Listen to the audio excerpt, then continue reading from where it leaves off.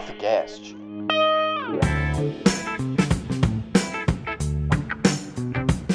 Bom dia, boa tarde, boa noite, o horário que você estiver nos ouvindo. Esse é o Profcast, que é o podcast do mestrado profissional em ensino de História, do Prof. História. De modo geral, eu acho que todos passamos nesse ano de 2020 por uma sequência semelhante de sustos, preocupações e perplexidades. Um semestre que mal teve a chance de iniciar e as aulas logo foram suspensas, as aulas presenciais. Mas a necessidade de pensar e atender a estratégias que nos mantivessem ligados aos nossos estudantes, às nossas classes, logo se impuseram. Dentro de um clima de incerteza, de desmandos políticos, de medo e de perdas, todos associados à pandemia. Em todo esse cenário, o ensino remoto, ou o ERE, o ensino remoto emergencial, foi se estabelecendo mais ou menos rapidamente. Totalmente diverso da modalidade de EAD, que é a educação à distância, o ensino remoto evidenciou a precariedade de acesso a equipamentos ou à internet na educação básica e até mesmo na educação superior, e evidenciou também a necessidade de reconhecermos que o digital já faz parte das nossas realidades, inclusive da nossa realidade presencial. No caso dos professores de história, maiores ainda foram esses desafios. Hoje nós vamos conversar com dois professores, ambos mestrandos do Prof. História, que vivem realidades distintas de ensino e trabalho durante o ensino remoto emergencial, mas que têm em comum essa tentativa, essa luta, por manter o contato com as suas classes e manter o ensino de história durante a pandemia. Eles são o Rubens Baldino Neto e o Lucas William de Araújo Borges. O Rubens Baldino Neto é licenciado e bacharel em História pela USP, cursou a licenciatura interdisciplinar em Estudos Africanos e Afro-Brasileiros na Universidade Federal do Maranhão, na UFMA, faz Prof. História na Unicamp, Universidade Estadual de Campinas. Ele atuou como professor da rede pública e da rede particular em São Luís do Maranhão e em São Paulo, e hoje ele vem contar para a gente sobre a experiência do ensino remoto na EJA, na Educação de Jovens e Adultos, onde ele é professor efetivo da Prefeitura Municipal de São Paulo, no Centro Integrado de Educação de Jovens e Adultos de Campo Limpo. O Lucas William de Araújo Borges é graduado em História pela Universidade Federal do Espírito Santo, a UFES, e também faz o Prof. História na Unicamp, e faz uma pós-graduação, lato sensu, em Educação Especial e Inclusiva. Ele atua como professor na rede privada na cidade de Poços de Caldas, em Minas Gerais, para turmas de ensino médio, do 1º ao 3º, na Escola Profissional Dom Bosco. No caso dele, as aulas estão acontecendo por uma plataforma virtual que foi fornecida pela escola. Como vocês veem, duas experiências bem distintas e que têm muito a trazer para a gente. Eu sou Cristina Meneghello, sou docente do Departamento de História da Universidade Estadual de Campinas, da Unicamp. Fui coordenadora do Prof. História Unicamp entre 2016 e 2020. Também fui membro da CAN, da Comissão Acadêmica Nacional do Prof. História, entre 2017 e 2020. E minha menina dos olhos coordena a Olimpíada Nacional em História do Brasil, desde a sua criação em 2009. Vamos ouvir os nossos convidados, que é isso que nos interessa. Eu vou começar com uma primeira pergunta relativa ao ensino remoto durante a pandemia. Como foi a decisão de ter as aulas após a suspensão das aulas? Essa é uma dimensão que acontece tanto nas políticas administrativas da educação ou na coordenação da escola. E eu queria um pouco ouvir os nossos convidados, Rubens e Lucas, sobre isso. Por favor. Bom, obrigado pelo convite, primeiramente.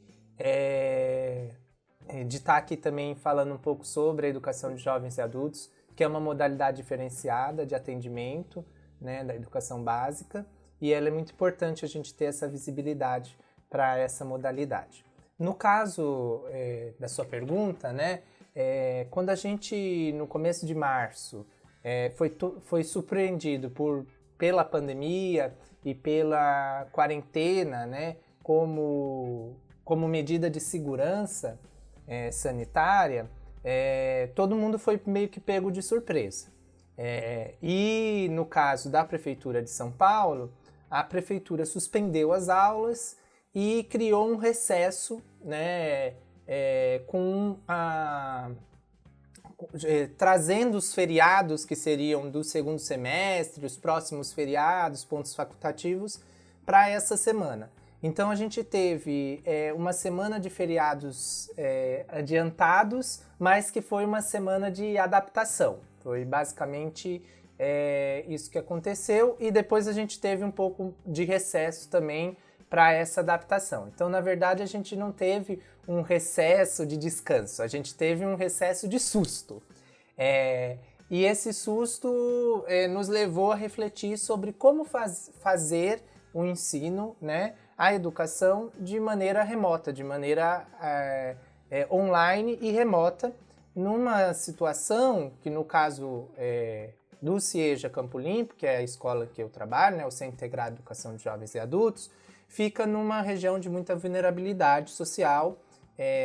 Muitos educandos utilizavam a escola para alimentação, então tem café da manhã, almoço e janta, então eles iam para a escola para poder se alimentar, né? A gente tem essa ideia de que só as crianças, né, necessitam da merenda para se alimentar, mas na periferia isso não é uma realidade só da criança, infelizmente, né? Muitos adultos em vulnerabilidade utilizam a escola para se alimentar também. Por isso é tão importante ter merenda, ter realmente alimentação nas escolas de jovens e adultos. E então o nosso primeiro desafio foi como atender esses educandos que necessitavam da escola para nutrir suas necessidades educacionais, mas também suas necessidades básicas, né, de alimentação. E então nos reunimos em grupo online e começamos a promover campanhas de acolhimento desses alunos, né, dessas necessidades e de recolha de alimentos. Então o nosso primeiro movimento foi o de ajudar na subsistência desses alunos, porque isso gritava mais do que inclusive os processos educativos, porque se a gente não tivesse garantia a subsistência deles, não tem como falar de processos educativos. Então, esse foi um primeiro movimento que nós fizemos, em paralelo com com o recolhimento de cestas básicas, né? Com a prefeitura ainda não tinha decidido como faria essa assistência pela assistência social, que seria o órgão específico para isso. Então, a escola, na verdade, não só o CIEJA, mas as escolas aqui da região, todas elas fizeram esse movimento de recolher cesta básica, fazer vaquinha entre os professores para os alunos de maior vulnerabilidade. Após esse momento de garantir meios de subsistência, né, nós começamos a refletir como seria possível numa região em que grande parte dos educandos não tem acesso à internet. E aí então a gente percebeu que a gente teria duas dificuldades no caso da EJA, que seriam as objetivas e as subjetivas. As objetivas não ter o equipamento, não ter o acesso à internet, né?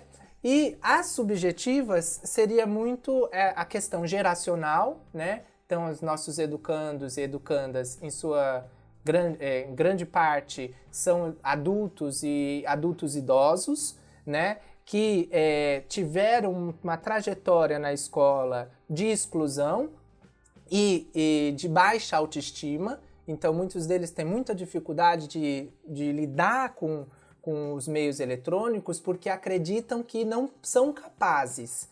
E aí há um preconceito geracional, inclusive entre filhos e netos, né?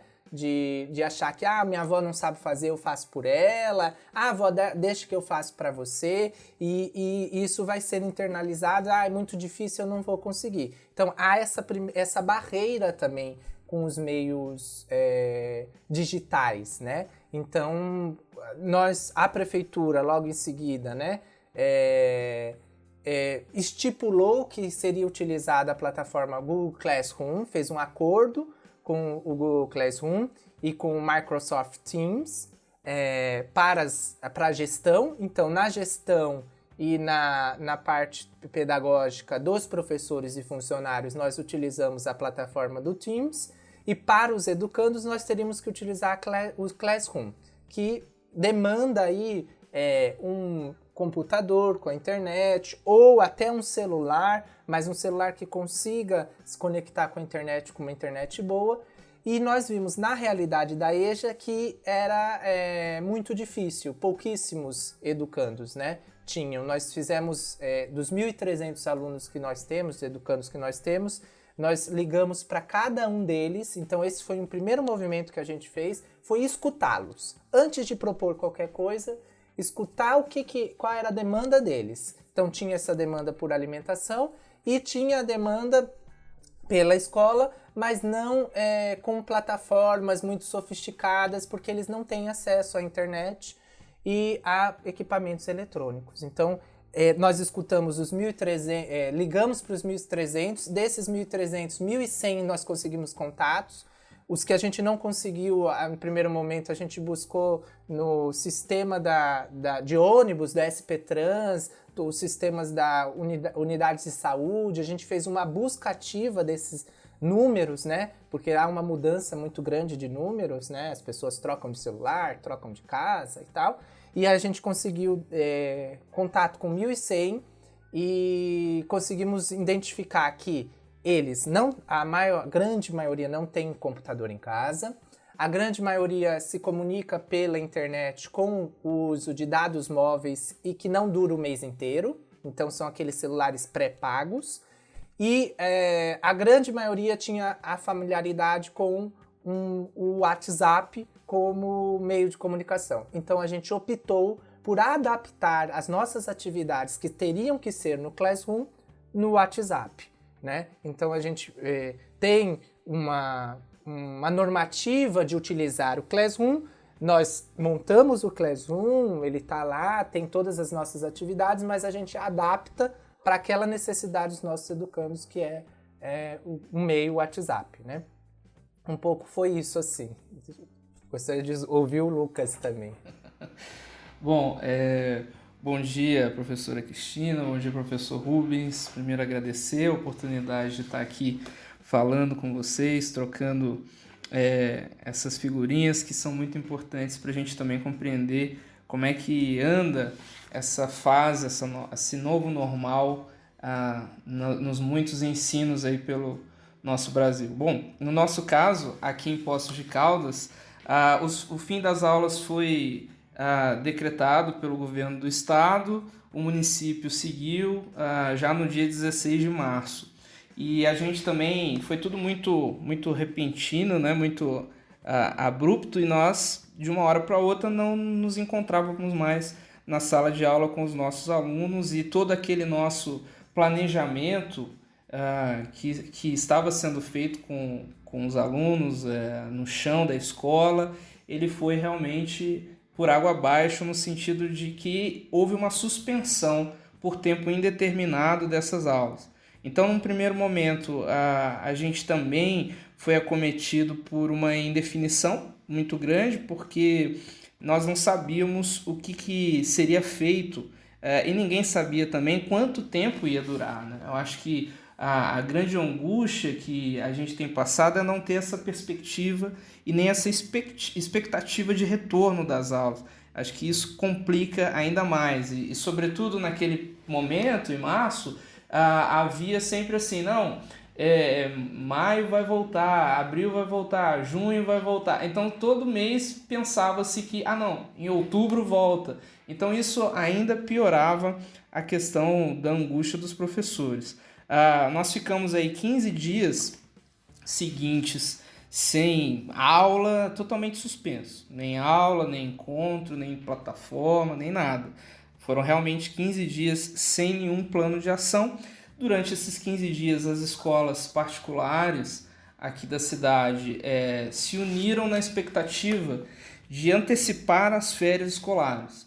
Então, você pegar, já estávamos 15 dias parados, então antecipar as férias de julho, dar mais 15 dias aos professores, e assim o mês de julho já havia sido contemplado, né? Porém, o sindicato entrou e lutou contra, e o fato é que hoje nós não tivemos naquele momento esse período de férias, as férias foram mantidas em julho, mas hoje nós estamos tendo que repor aqueles 15 dias aos sábados, isso de uma forma geral nas escolas particulares. E no início, realmente, o grande problema foi identificar qual seria a plataforma. A escola, então, teve que adquirir uma plataforma que pudesse ser utilizada para essas aulas.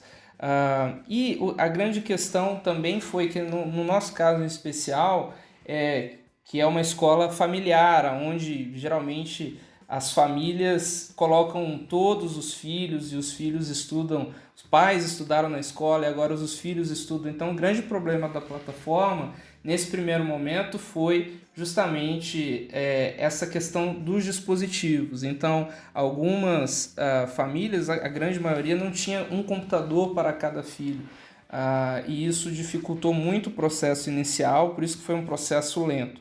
A gente começou pelo Google Classroom e depois a gente foi adaptando essa plataforma e, sobretudo, na possibilidade e na contratação dessa plataforma aceitar, então, o smartphone também para entrar, fazer login, acesso e tudo mais.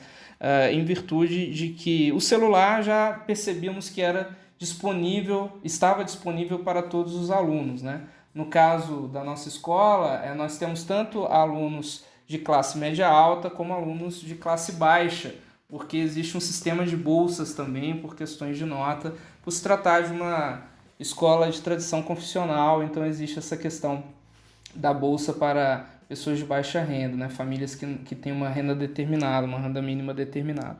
Então, no primeiro momento foi esse susto, no segundo momento foi essa adaptação, e nesse terceiro momento já os alunos também começando a se adaptar com essa plataforma contratada, e eu costumo dizer, a gente, enquanto professor, teve que trocar o pneu com o carro em movimento.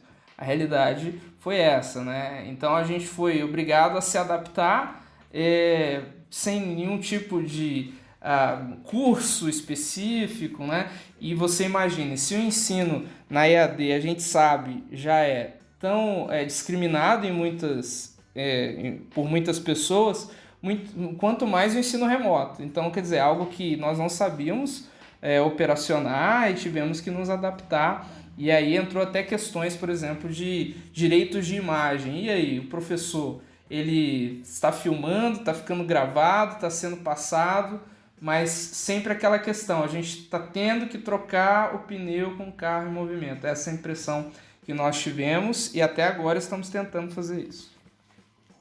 Ouvindo vocês falarem, eu acho que fica muito claro o enorme impacto que isso trouxe para os professores, né? O quanto isso exigiu dos professores, a disponibilidade deles, o quanto isso afetou direitos trabalhistas dos professores. Eu queria ouvir um pouco vocês, vou começar até com você, Lucas, entender um pouco, você já nos contou, né, sobre essa questão das férias e do direito de imagem, mas como é que tem sido o contexto de trabalho dos professores nessa nova situação, que eu acho que é um contexto físico, é um contexto psicológico que é muito desafiador, né?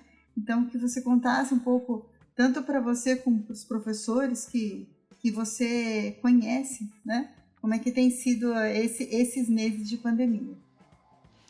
Bom, essa é uma excelente questão, porque toca diretamente na nossa praxis, né? Então a gente acaba se vendo aí muitas vezes rendido a essa situação, e a gente sabe que muitas vezes o professor ele, nesse momento, ele ganha múltiplas funções.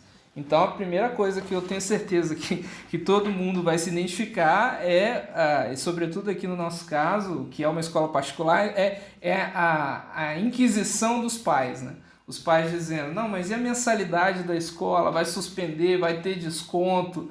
Então, as escolas particulares, elas tiveram que correr atrás de justificar aos pais a mensalidade que estava sendo paga, né? Isso é tão importante a gente entender, porque é isso que gera pressa também nos professores, ou gerada para que os professores resolvessem esse problema. Então, o acúmulo de funções é claro, uma vez que esses professores, nós não sabíamos editar imagem, nós não tínhamos... A gente teve que aprender a gravar e editar. E qualquer pessoa que grava e edita sabe que é muito mais do que o tempo de aula. Claro que depois a plataforma foi implantada, mas no primeiro mês, quase um mês e meio, nós ficamos no Google Classroom e também tendo que produzir conteúdo em vídeo para esses alunos.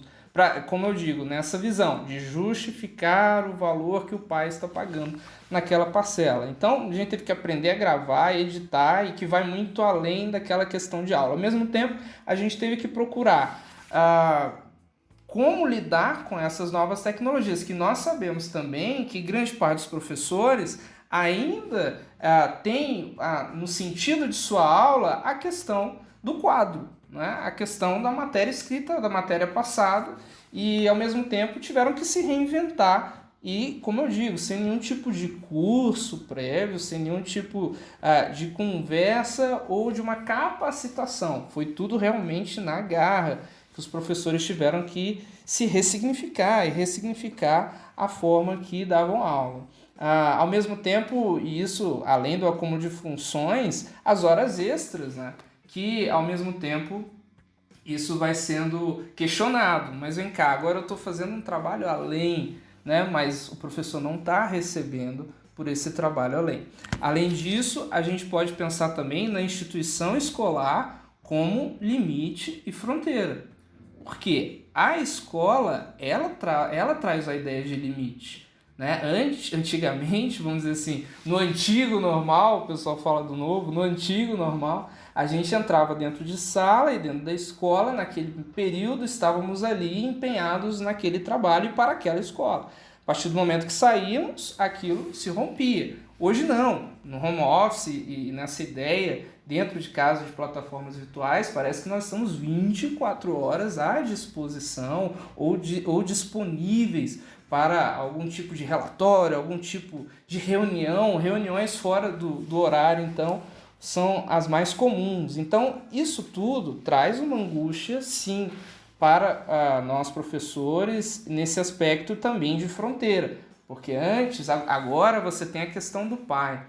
Muitos pais estão assistindo às aulas, nós já tivemos relatos sobre isso, por exemplo. Então agora você tem a questão do aluno, ao mesmo tempo você tem o pai que está ali do lado do aluno e assistindo a tua aula, e que também podem, agora é mais uma pessoa para estar julgando. Então, isso foram problemas que realmente ainda está afligindo todos nós, porque não é o ambiente em que é aquela coisa, nós não somos professores na EAD e não nos formamos para isso. Então, de uma forma geral, todos os professores estão angustiados por terem que se adaptar, e muitos realmente já são de mais idade e não têm essa facilidade em lidar com as questões tecnológicas, e isso tem complicado muito. Então, eu penso que as instituições escolares como limite, fronteira, isso deixou de existir agora dentro de casa. É praticamente 24 horas, a questão das horas extras, esse acúmulo de funções e, ao mesmo tempo, os direitos de imagem que muitos professores ainda se indagam, né? Então, o conteúdo produzido é direito do professor ou é direito da escola?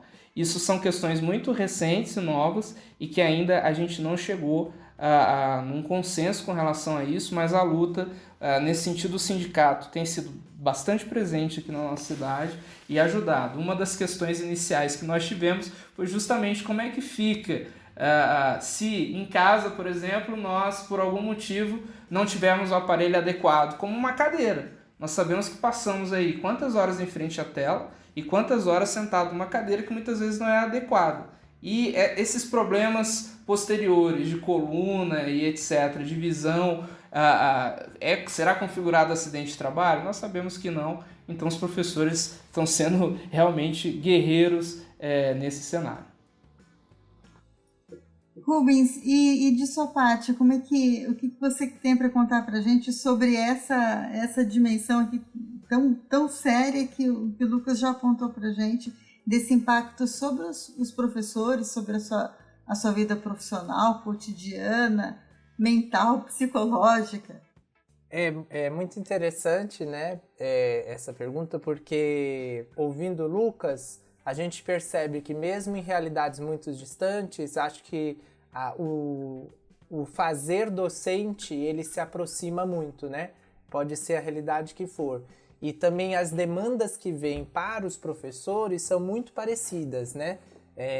Essa demanda, a carga a mais de trabalho, isso fica assim, muito evidente, né? Porque além de você dar conta das aulas síncronas, você tem todo um processo de aprendizado seu e dos seus colegas em pares, né? Assíncrono também, né? Então a gente vai tentando suprir as demandas que esse cotidiano educativo vai trazendo com os colegas. Eu acho que essa é uma das saídas. Foi um dos aprendizados bacanas que a gente teve desse processo aí, de que sozinho a gente tem muita dificuldade, mas junto a gente consegue. Então o colega acha um aplicativo interessante, faz uma atividade interessante, você adapta. Então acho que isso daí é uma coisa bacana da gente falar. Agora, no sentido mais amplo do trabalho docente, a gente tem, acho que, várias dimensões. A primeira dela é uma dimensão mais institucional. Então, aumentou-se muito a carga de trabalho do professor, exigiu-se que ele se transformasse nesse professor de ensino remoto sem ter um processo de formação estruturado pela prefeitura, pelo Estado, e se implantou muito rapidamente as grandes plataformas. Então, um dos nossos primeiros embates foi como a gente lida com o fato do Google, do Microsoft, eles terem os dados de todos os alunos, né? No nosso caso, são alunos de 15 anos até 80, né? Porque a EJA, a gente tem também uma grande quantidade de jovens que estão adentrando a EJA nos últimos anos. Então, a juvenização da EJA é muito grande. E esses jovens a gente tem também que lidar com os pais, né? Então, às vezes, também a gente esquece essa dimensão. No nosso caso, a gente tem mais de 300 alunos especiais. Então, no caso dos alunos especiais, eles têm tutores, mesmo sendo maior de idade, né? Então, a gente lida com os tutores, com pais, tios, né? A pessoa responsável por eles. E aí, eu acho que tem uma dificuldade ainda maior, né? Porque você, por exemplo, um aluno síndrome de Down, né? Como você adapta uma atividade para um aluno síndrome de Down de forma remota, né?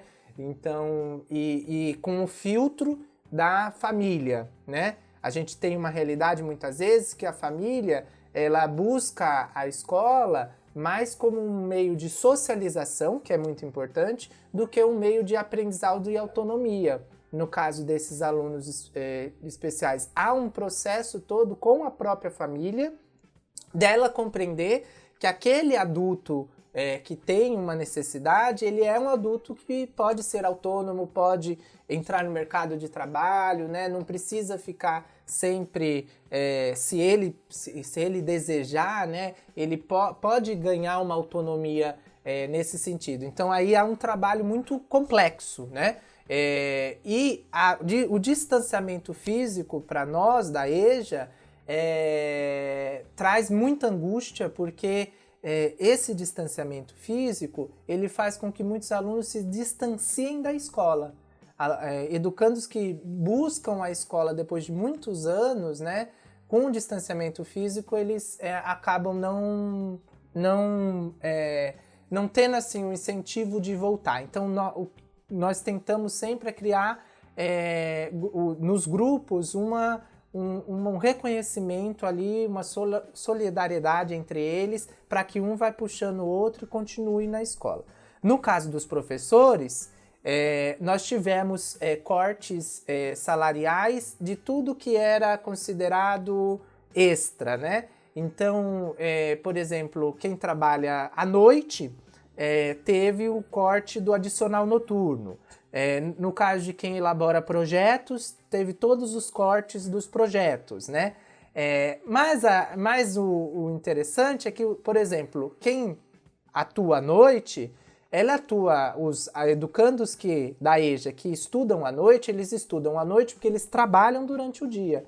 Então, quando eles vão fazer a interação com os professores de maneira sincrônica ou até assíncrona, eles vão fazê-lo à noite e o professor vai responder à noite. Então, assim, a gente continua trabalhando no período noturno, mas sem receber para isso, né? Essa questão do home office que o Lucas falou é muito assim. No caso dos professores que têm filhos, né? Das professoras, há aí um corte de gênero que a gente tem que falar, porque as mulheres, de maneira geral, caiu sobre elas um trabalho quádruplo, quíntuplo, né? Que normalmente na sociedade que nós temos machista, né? Já tem esse trabalho triplo, mas agora ainda mais, porque muitas delas, inclusive, se tornaram a fonte de renda da família com o trabalho informal, né? Muitos chefes de família perderam os empregos. Isso eu falo no caso das educandas, né? Do que elas nos contam. Por que elas não estão conseguindo acompanhar as atividades online? Porque muitas delas se tornam, na verdade, as responsáveis pelos filhos e netos e, além disso, fazem pequenos artesanatos, montam bolos e coisas para poder dar subsistência para a família. Então, cai sobre elas uma carga muito grande e a educação e ensino fica muito de lado, né? No caso delas. E as professoras também. Então, isso é uma coisa que aproxima as educandas e as professoras. Que sobre elas caiu a questão do gerenciamento das casas e o gerenciamento das turmas online. Então, isso é muito difícil, né? Gerenciar essa questão dos filhos. Muitas delas tiveram que adaptar essas aulas porque elas também estavam auxiliando os filhos nas próprias escolas. Então, é uma dinâmica muito complexa, né? Essa dinâmica do home office. Interessante isso que o Rubens coloca, que é a questão com o aluno. Não sei, Rubens, se você às vezes se sente assim, parece que ao mesmo tempo a gente também tem que instrumentalizar tecnologicamente os nossos alunos. A gente virou técnico de informática ou qualquer outra coisa, porque além de tudo isso, tem que ensinar o aluno a anexar o documento que ele não sabe, a usar o Word, a formatar um PowerPoint, um slide, coisas básicas que a gente descobriu que eles também não sabem e a gente tem que ensinar, né? E eu acho interessante isso que você falou, porque não é só com o aluno, né? Como eu disse, entre os próprios professores, né? No meu caso, que eu tenho um projeto já há alguns anos de letramento digital para adultos na escola, é um projeto extra, além das aulas de história. Então eu já tinha essa dinâmica, inclusive uma experiência do chamado ensino híbrido, né? Com esses adultos, né? De trabalhar os ambientes virtuais de aprendizagem, de trabalhar outras ferramentas. E aí foi muito interessante porque houve um movimento dos próprios colegas de buscar a minha ajuda, por saber que eu trabalhava com esse letramento de jovens e adultos, e no final das contas eu acabei fazendo um letramento de jovens e adultos para os colegas também. Então, assim, é muito interessante como que a pandemia também desloca os lugares da escola. Eu acho que a gestão foi mexida pelas famílias, né? A demanda que as famílias trouxeram para a gestão fez a gestão mudar, né? As gestões das escolas mudarem, verem a família. A gente estava achando que estava longe, mas a família não. A família tá se aproximando da escola e está querendo saber o que a escola está fazendo. Então, acho que ela moveu os lugares dentro da escola, né? Proficast. Rubens e Lucas, vocês estão trazendo para a gente esses contextos que aparentemente tão diversos, né? As questões se tocam, e principalmente nessas dificuldades enfrentadas, né? E que pareciam que iam ser só no início, né? E que logo a gente ia ter alguma forma mágica para continuar trabalhando, mas pelo contrário, tudo isso vai se intensificando com o tempo, e com o tempo também vamos ficando cada vez mais cansados, né? Dessa nova forma de ensinar. Eu queria trazer justamente a conversa agora para o tema da aprendizagem. E me parece desnecessário dizer que os professores gostam e precisam do contato presencial com seus alunos e que isso é ideal para estabelecer a relação de ensino e de aprendizagem. Também eu acho que todos compartilham com a percepção de que o ambiente da escola, teoricamente, é o ideal para que esse contato aconteça. Como o Lucas disse aqui, a escola é um pouco esse limite e essa fronteira que agora foi ultrapassado com essa invasão do ensino para dentro das casas dos alunos e dos professores, né? E essa compartimentação de cada um a partir do lugar onde acessa a internet. E acho que muito se tem sido inscrito, né, sobre essas limitações e até sobre as impossibilidades de ensinar nas condições remotas. Eu tinha pensado até em perguntar para vocês, é impossível a aprendizagem em condições remotas? Mas eu acho que de tudo que vocês já estão narrando até agora, impossível eu acho que não é.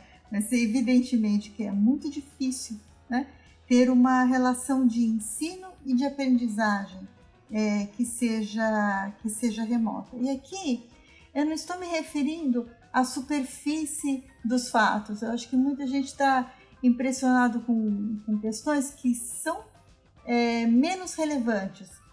Se tem barulho ou não na casa da pessoa, se o aluno fechou a câmera e foi deitar ou não. Tem uma percepção muito teatralizada do que é o ensino remoto, e eu fico mais interessada em entender de forma profunda o que são essas novas relações de aprendizagem. Então a pergunta é um pouco essa: quais são essas dificuldades nessa relação de ensino e de aprendizagem remota? E aí quero pedir para vocês contarem estratégias que vocês criaram para enfrentar essa situação. O que não existia antes, o que vocês criaram que funcionou, o que não funcionou de modo algum, ou seja, quais as boas estratégias para garantir esse contato, essa troca com os alunos de forma remota, ainda mais pensando na nossa condição de professores de história. Vou começar perguntando para você, Rubens, quais as estratégias criadas e quais os limites e impossibilidades da aprendizagem remota? É interessante também essa pergunta, porque a escola, no caso da EJA, ela muitas vezes ela tem uma outra perspectiva, que é esse espaço, né, para si. Então, como eu estava falando, grande parte dos estudantes são mulheres e muitas delas elas têm a demanda da família muito diante de si, né? E às vezes elas deixam as demandas próprias delas de lado para poder atender a família, né? Isso é muito forte. Então, quando elas vão para a escola, é aquele espaço assim: aqui é meu espaço, eu não vou cuidar da família, eu vou cuidar de mim. Quando esse ensino remoto ele tira esse tempo e espaço, porque é tanto tempo quanto espaço da escola, né? Essa dimensão, muitas delas perdem esse espaço que a família não invade o espaço delas. E muitas delas, inclusive, acabam se distanciando do processo educativo. Mas nós temos também que ver que, assim, nessa dimensão remota, existem outros aprendizados. Então, na EJA, a gente costuma dizer que não existe aprendizado perdido, né, que tem que ser resgatado. Nós dizemos que a gente tem outros aprendizados que, a partir desses outros aprendizados, a gente vai construir, né, os aprendizados necessários para viver no mundo, né, no século XXI, com as necessidades de cada área de conhecimento, né? Então, eu acho que nessa perspectiva, nada é perdido, né? E tudo pode ser transformado nessa perspectiva. Porque se a gente parte do pressuposto de que os anos foram perdidos, esse tempo foi perdido, a gente quebra, inclusive, os nossos próprios princípios da EJA, que é, a partir do aprendizado desses educandos, estabelecer conexões com o saber acumulado pela humanidade, né? Então, a gente, pensando nisso, acho que sim, há aprendizados. Há aprendizados tanto técnicos, né? Esses aprendizados técnicos, eles não são pouca coisa, porque eles mudam a relação do sujeito com o mundo em que ele interage. Então, por exemplo, tem alunos adultos, educandos adultos, que me diziam assim: professor, eu não usava o aplicativo do banco. Mas depois que eu comecei a ter as aulas online, eu comecei a utilizar mais o celular, agora eu utilizo o aplicativo do banco e acho muito bom. Eu não preciso ficar indo ao banco, né? Então, assim, há demandas, né, técnicas que mudam a relação, inclusive, com outras instituições. Então, acho que sim, há um aprendizado, mas ele é outro. Ele não é o aprendizado da escola, ele é do espaço escolar. Ele é um aprendizado que se dá muito mais em relação com a sociedade, com esses meios multimídias que a sociedade atual tem. Como que a gente faz, né? Quais são as estratégias, você pergunta. No nosso caso, a gente trabalhou com o WhatsApp, porque os próprios educandos diziam, né, que eles tinham pacotes de dados do WhatsApp. Então, seriam um mecanismo que eles não ficariam sem receber. Mesmo que a gente envie uma imagem e ele não consiga abrir aquela imagem naquela semana, porque os dados dele não permite, posteriormente ele consegue, no outro mês, ou quando ele recarrega, ele consegue baixar essa imagem e consegue trabalhar. Então isso é uma outra dimensão que a gente na EJA já tem, mas que no ensino remoto ficou mais forte, é que o tempo do educando, ele não é um tempo, de cada educando, não é um tempo cronometrável, né? A gente tem sim objetivos, tem perspectivas, mas se a gente estabelece um tempo muito cronometrado, a gente perde esse educando, porque é o que a escola regular normalmente faz, né? Então os jovens, eles que vêm para a EJA, eles têm outro tempo de aprendizado que a escola regular às vezes não dá conta, porque quer que ele faça naquele tempo. Então, adaptar também para o ensino remoto a aprendizagem de educação de jovens e adultos é também ter essa dimensão de que ele pode fazer as atividades num tempo diferente da demanda que a gente entrega para eles. A gente estabelece uma conexão com ele, né? Manter o vínculo, eu acho que é o nosso principal ponto na EJA, manter o vínculo para que ele continue acreditando na educação como uma saída, né? Então, isso é muito importante para a gente não ter evasão, né? A nossa grande angústia, como eu disse, é a evasão na EJA, porque as demandas da vida laboral, do mundo do trabalho, da família, né, da subsistência, elas se sobrepõem aos processos educativos. E aí, eu vou contar, acho que para exemplificar essa questão da adaptação de cada educando, né? No nosso caso, cada professor ficou responsável por um grupo de educandos com a interação no WhatsApp. Então, eles têm meu WhatsApp particular, né? E a gente tem lá um grupo e a gente faz a troca das atividades de todas as áreas de conhecimento, né? Por meio desse WhatsApp. E a gente tem educandos, por exemplo, tem uma senhora que ela é paraguaia. Ela nasceu no Paraguai, ela vive muitos anos no Brasil, mas ela tem muita dificuldade com o português. Então, todas as vezes que eu recebo, que a gente elabora uma atividade, eu adapto essa atividade para esse processo de alfabetização em português dessa senhora, né? Porque ela fala espanhol, ela sabe muito bem espanhol, escreve muito bem espanhol, mas tem muita dificuldade com o português, na escrita, na leitura do português. Então, todas as atividades eu tenho que adaptar para essa senhora, né? Muitas vezes enviar áudios, né, específicos para ela, explicando a atividade, né, adaptando, fazendo, por exemplo, o texto que está em português, trechos em português e trechos em espanhol para ela ver a tradução, né? Então, há todo um processo que a gente tem que olhar para cada educando. Então, acho que assim, o ensino, todo o ensino, né, para realmente ser efetivado, é importante que tenha esse olhar específico para os educandos. É claro que com a demanda que os professores têm, isso é muito difícil, porque a gente acaba tendo que ser professor aulista, né, dar milhões de aulas. Então, como que você vai olhar para cada educando se você tem 1.200 educandos? Não tem condições. Então, aí que é importantíssimo ter uma carreira bem estruturada, né, e que esse processo de preparação, de aprendizado do professor seja também incorporado na carreira docente, porque isso faz toda a diferença nesse momento de troca, né, de saberes entre o professor e os educandos. Então, acho que é isso, é adaptar para cada um dos educandos, a estratégia melhor seria essa, adaptar as atividades que são pensadas para aquele agrupamento, para aquela turma, né, para aquele processo de aprendizado, para cada um dos educandos. Isso demanda tempo, trabalho e tem que ser remunerado também. Eu acho que isso a gente tem que bater nessa tecla aí.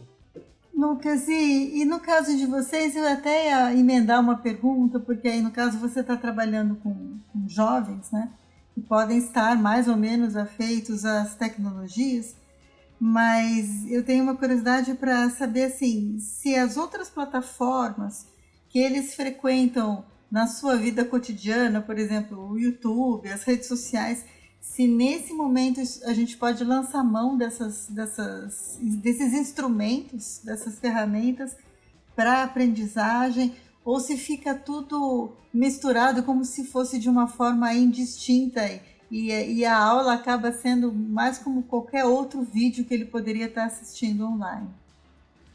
Sim, precisa haver realmente essa ressignificação, não tem jeito. Acho que quando você fala de erros, o principal erro não tem como nós darmos uma aula virtual ou nessas múltiplas plataformas como se fosse física. Eu acho que o maior erro, e querendo ou não, logo de início, todos nós já aprendemos na prática isso, quer dizer, você cativar primeiro a participação do aluno e outra questão, averiguar se aquele aluno aprendeu, porque é algo já no chão da escola fácil de você saber se aquele aluno compreendeu ou não, mas nessas plataformas fica muito mais complexo. Então, o primeiro erro é dar essa aula virtual nessas plataformas como se ela fosse a aula física. Nós sabemos que não é. E isso precisa ser revisto e está sendo revisto em novas abordagens, novas tecnologias, para a gente conseguir efetivar de fato essas habilidades que a gente precisa que esse aluno tenha ao sair. No caso do ensino médio, onde esses alunos já estão muito habituados com o Instagram, com o YouTube, com o Facebook, é aqui que está a chave, é o professor ele ressignificar a sua aula para envolver o aluno, porque, veja só, no nosso caso aqui, até mesmo o uso de celular em sala de aula era algo proibido. Então, aí agora você do nada tem aí tudo à sua disposição, você deve e pode usar tudo, todas essas plataformas. Então, a gente sai assim de professores que até há pouco tempo eram completamente enfáticos na não utilização do celular em sala de aula, e agora estão tendo que ressignificar tudo isso, e até mesmo se isso não é feito, a gente cai no risco de repetir, por exemplo, tudo virou um problema, então a prova virou um problema, a presença virou um problema, as atividades, um novo problema, o conteúdo, quer dizer, você vai passar só conteúdo, um novo problema. O trabalho vai ser em grupo, vai ser individual, como é que faz isso, né? Os alunos vão se reunir pelo Google Meets e tal. Pois tudo isso se tornou um problema que o professor precisa se atentar para essa nova realidade. Então, no nosso caso, nós nos utilizamos de todas essas plataformas, Instagram, Facebook, o YouTube, e criamos também plataformas próprias, nossas, não nossas, mas que estão disponíveis, por exemplo, para que qualquer um utilize. No nosso caso, em específico, eu utilizei o Padlet, por exemplo, que é um local onde você consegue colocar ali posts, os alunos conseguem entrar, e isso você vai ressignificando e criando também neles novas formas de se conectarem e novas formas de lidarem com essas múltiplas plataformas que existem. Então, algumas práticas a gente precisou ressignificar, tanto de conteúdo quanto de metodologia, e por que não também de teorias de aprendizagem, né? Porque nesse momento o professor ele se pergunta, eu vou ficar fazendo aqui uma aula que talvez parece que ninguém está me ouvindo, parece que eu estou dando aula para a parede, mas ao mesmo tempo, como eu sei se esse aluno... Então, até as teorias de aprendizagem precisaram ser revistas. Então, enquanto a sociedade, no tempo que nós vimos, critica e crucifica o Paulo Freire, nós estamos vendo hoje em sala que a autonomia do aluno é algo que, na realidade, é base. Não tem como. Então, por exemplo, nós com alunos do ensino médio temos ainda a questão do Enem, né? Os alunos angustiados com o Enem e como que esse conteúdo vai ser cobrado pelo Enem. Ao mesmo tempo, esse ano é um ano perdido. E da mesma maneira, se a gente for lidar dessa mesma forma, poxa, hoje o aluno entra no YouTube, ele vai assistir videoaula de tudo quanto é tipo e de tudo quanto é tema. Então, quer dizer, o que nós, enquanto professores, nos perguntamos aqui a gente está dando videoaula? Não, porque videoaula esse aluno vai ter, não justifica a gente estar aqui. Senão é só a gente entrar e dar o play aqui em qualquer outra videoaula sobre o tema e está tudo certo. E a gente sabe que não é assim. Então aqui a gente, por exemplo, começou a ressignificar. Uma coisa que nos preocupou logo de início foram os alunos com dificuldade de aprendizagem. Então você tem, e são dificuldades que não justificam, por exemplo, um tutor, né? Então não são alunos que têm um tutor específico e tal. Não, mas são alunos que têm dificuldade de aprendizagem por alguma razão, e hoje a gente tem uma preocupação muito grande com isso. Como incluir também esse aluno dentro dessa nova realidade, né? E essa é a preocupação maior também que a gente acaba tendo. Ao mesmo tempo, a gente não pode cobrar um conteúdo, a gente não pode ser conteudista. Não adianta a gente achar que esse aluno ele vai... Às vezes a gente sabe que em sala de aula o conteudismo ele não agrega, muito mais agora, né? Então a gente buscou frisar, por exemplo, a criticidade, a ideia, no nosso caso em história, o aluno compreender os processos, causas e consequências, permanências e rupturas, a ideia da conjuntura do fato, compreender conceitos como anacronismos. Então, isso para a gente passou a ser mais importante do que aquele ensino conteudista. Ao mesmo tempo, a gente tentou inserir símbolos de afetividade, como, por exemplo, usar o sinal da escola no final das aulas. Então, a gente tem uma gravação do sinal que é utilizado na própria escola. Então, a gente usa. Por quê? isso acaba trazendo nos alunos um sentimento de pertencimento, um pouco mais de desejo que está na questão emotiva do aluno em participar daquelas aulas, rodas de conversa. Nós começamos a fazer, quer dizer, coisas que nós não fazíamos antes. Então, por exemplo, unir todos os alunos do ensino médio, isso não era possível, agora é com mais frequência. Unir alunos, por exemplo, de todos os terceiros, de todos os segundos, e fazemos aulões, e fazemos aulas conjuntas, interdisciplinares. Então, professor de história com o professor de redação discutindo sobre o mesmo assunto, o professor de história com o professor de biologia discutindo sobre assuntos correlatos. Então, isso associado a essa própria ressignificação das provas. Porque hoje esse aluno você vai fazer uma prova comum, esse aluno tem o Google ali e a gente sabe, ele pode acessar, ele pode procurar as respostas. Então tudo isso, assim, é possível a aprendizagem? É, se ela for problematizada, se ela for ressignificada, se a gente repensar essas questões. Então, tours virtuais, museus virtuais, a própria utilização do Google Maps. Então, assim, isso torna a forma que o aluno, ao mesmo tempo, produz a sua aprendizagem, a forma que ele constrói a sua consciência histórica, ela passa por essa instrumentalização de como ele deve utilizar o conteúdo que ele está recebendo. Então, essa autonomia do aluno a gente está tendo que buscar agora.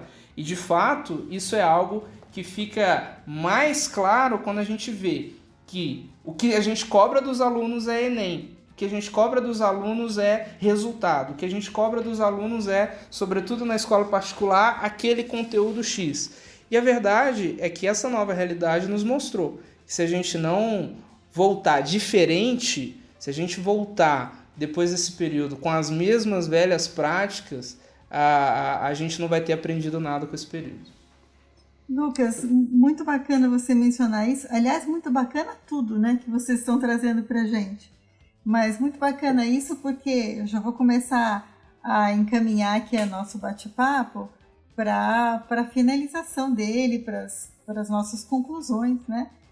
E parece inacreditável a gente estar em novembro de 2020 e ainda não poder falar sobre o fim da pandemia, né? Quando esse processo todo começou em março, a gente falava, tudo bem, em maio, talvez, em junho, talvez, no segundo semestre, talvez, e esse horizonte vai ficando cada vez mais distante, né? E acho que nesse momento a gente ainda não pode falar em fim da pandemia, não pode falar em imunização em massa ainda. E para sobre nós até mesmo a possibilidade de um novo semestre, né? Ou de um início de 2021 prosseguindo nesses moldes. Então, eu queria pedir para vocês uma reflexão final sobre como vão ser os próximos meses para ensinar a história. E um pouco, aproveitando isso que o Lucas mencionou, quando a aula presencial voltar, o que terá mudado na forma de ensinar? Bom, eu posso começar.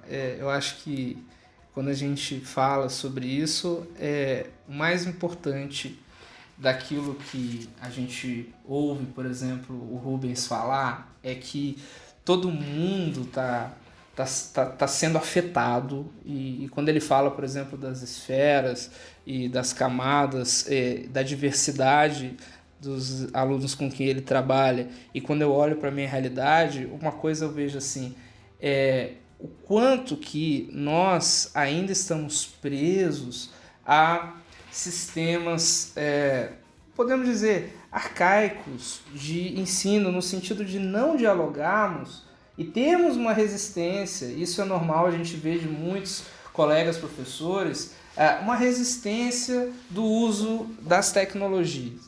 Acho que, sobretudo no campo histórico, a gente precisa refletir sobre essa prática e pensar e repensar, acabar com essa expectativa como a gente está falando. Quer dizer, é agora, é depois? Quando é que acaba? A verdade é que a gente não sabe quando acaba. Então, não adianta a gente ficar esperando que o amanhã chegue para a gente voltar.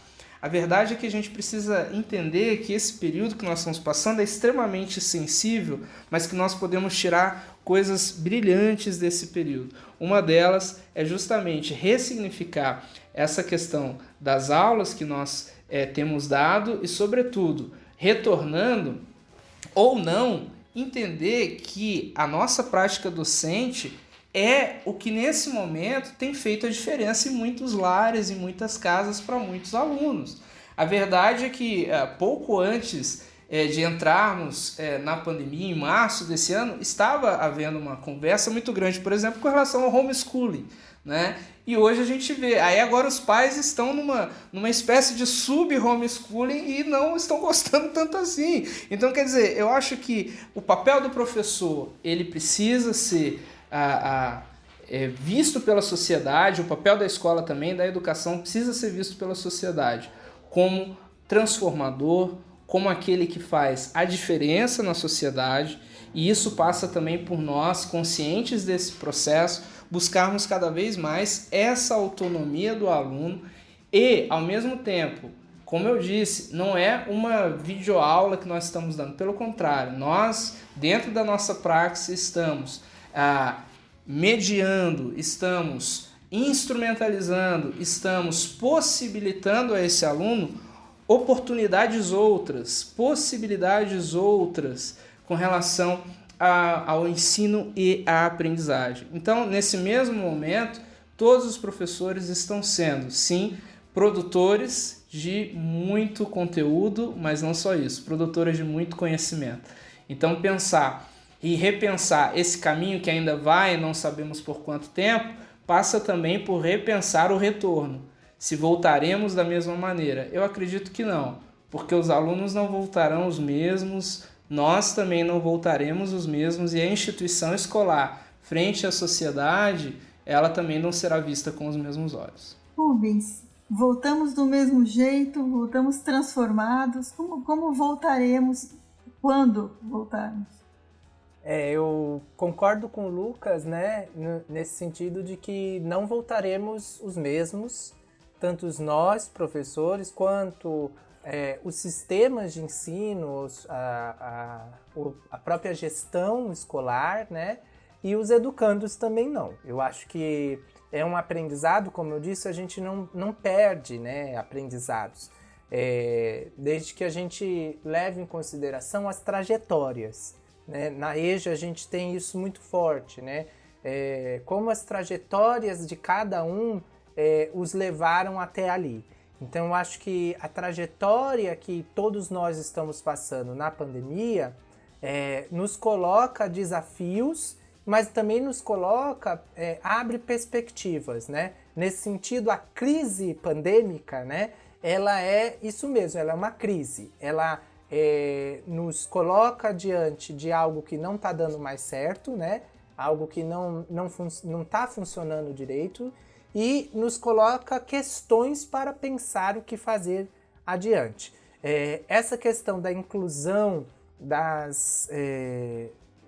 dos meios informacionais dentro das aulas de história, mas não só, de todas as outras aulas também, né?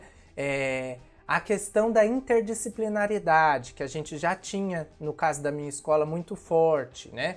Mas que, em geral, ganhou muita dimensão nesse trabalho remoto na pandemia, e a dimensão dessas habilidades socioemocionais. Eu acho que nos colocou a pandemia e as mortes, os mais de 160 mil mortos, né, nos colocam em xeque, inclusive, o conceito de civilidade, de educação, né, nos coloca para repensar se a gente está... será que a humanidade está dando certo? Né? É um pouco nesse sentido, assim, que é uma reflexão muito profunda que nos mexe. E eu acho que algo que essa reflexão nos traz é essa questão do acolhimento e da empatia com os outros, né? A escuta ficou muito mais atenta, né? tanto por parte dos educandos entre si, quanto por parte dos professores, e eu acho que isso é muito importante permanecer, né? Os professores não são psicólogos, né? Agora há, no caso aqui de São Paulo, inclusive a inclusão de psicólogos nas escolas, né? Com mecanismos aí que exista um atendimento psicológico. Acho importante porque nós temos sim uma dimensão socioafetiva com os educandos, mas a gente muitas vezes não tem as ferramentas para lidar com essas problemáticas que eles nos trazem. Então eu acho que podemos aprender mais a lidar com essas ferramentas para nós mesmos, para poder ter esse encaminhamento para outros profissionais de maneira mais clara e sem muitos preconceitos, né? Eu acho que essa questão, por exemplo, da depressão, né, da angústia extrema, que muitas vezes é ignorada nas escolas, que a gente leva, não é, né, tem um preconceito muito grande, a gente passa a repensar quando todos nós enfrentamos a angústia de 160 mil brasileiros mortos pela pandemia, isso nos dados oficiais, né? Então, assim, todos nós perdemos ou algum parente, ou algum conhecido, ou um amigo. Então, isso cala muito fundo numa sociedade. E eu acho que isso vai entrar na reflexão do retorno. Tem que entrar na reflexão do retorno, né?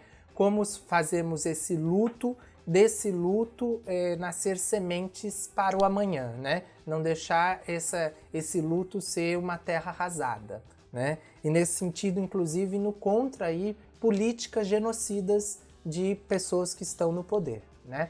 Então acho que ter esse esperançar que o Paulo Freire coloca em seus livros, eu acho que hoje ele é mais revolucionário do que outras questões, inclusive, porque nós vemos um mundo que a perspectiva é muito down, muito baixa, né? Muito de morte. E eu acho que essa pulsão de morte ela tem que se transformar em uma pulsão de vida. Então é muito nessa perspectiva que eu acho que quando a gente retornar no presencial, né? Isso seja agora nessa discussão do retorno presencial ainda esse ano, que isso nos pega, nos traz muita angústia, né? Há uma pressão aí com as eleições municipais e tal, de retorno presencial das aulas. No caso da EJA é surreal se a gente for pensar, porque são a grande maioria do grupo de risco, e os que não são vivem com pessoas do grupo de risco. No caso dos jovens, a grande maioria mora com os avós, né? Nessas famílias periféricas que são famílias múltiples, né? Então, assim, pensando já para um retorno presencial pós vacinação e pós imunidade coletiva, né? Acho que a questão do socioemocional ela vai calar muito forte, e a questão do corpo. Como o Lucas disse, a gente começou a perceber que nós temos um corpo, né? Quando a gente está na dinâmica da sala, do mundo do trabalho e tal, a gente ignora muitas vezes o nosso corpo. Quando a gente teve que parar e ficar confinado em casa, a gente começou a perceber que nós temos o corpo e esse corpo demanda coisas. E eu acho que essa consciência corporal ela deve voltar nas aulas presenciais, inclusive pelo toque, pelo cheiro, pelas saudades, né? A gente dá muito mais valor quando a gente perde coisas, né? Então eu acho que isso também é um aprendizado e isso vai ficar, né? E como fazer um aprendizado que é atravessado pelo corpo? Aí eu acho que as tradições afro-ameríndias nos têm muito a dizer. Então acho que esse é um caminho para a gente, né, a capoeira, o carimbó, as danças tradicionais. Eu acho que esse saber do autoconhecimento corporal, ele que é muito presente nas tradições afro-brasileiras e ameríndias, devem entrar com mais força na escola. pensando nessa perspectiva de que nós nos demos conta que nós temos um corpo e que ele necessita de coisas, né? Um pouco isso. Então, a nossa torcida, né, Rubens, é que finalmente a escola, então, saia do século XIX e do século XX e, enfim, após a pandemia, adentre no século XXI, né? Com todos os sujeitos, né? Que ela entre no século XXI reconhecendo todos esses sujeitos múltiplos, né? Com múltiplas eficiências, né? E com múltiplas trajetórias, inclusive os professores. Então, acho que é nessa perspectiva mesmo. Bom, Rubens, Lucas, para mim só resta apresentar assim, imensos agradecimentos a vocês por terem compartilhado as suas experiências, as suas considerações, o olhar de vocês, que eu acho magnífico, porque ele é um olhar propositivo e crítico, né? Ele é um olhar que tem uma semente de esperança aqui, para usar a expressão que o Rubens trouxe, mas sem ingenuidades, né? De uma forma propositiva para o futuro. Eu saio de ouvir vocês bastante inspirada, e acho que todo mundo que está ouvindo esse podcast, esse Profcast, que é o podcast do Mestrado Profissional em Ensino em História, sai inspirado. Então eu agradeço muito a vocês terem vindo compartilhar as suas experiências e visões conosco. Agradeço também quem nos acompanhou, quem ouviu essa conversa. Peço para que siga o Profcast nas redes sociais, Profcast HST, tudo junto, Profcast HST, no Twitter, no Facebook e no Instagram. E se quiser também nos contatar, tem o e-mail do Gmail, que é contato.profcast, tudo junto, @gmail.com. Muito obrigado, gente, e até uma próxima. Sim, muito obrigado. Parabéns ao Prof. História pela iniciativa e seguimos juntos, Rubens. Vamos lá. Obrigado também, agradecer o convite e seguimos aí na luta e na labuta.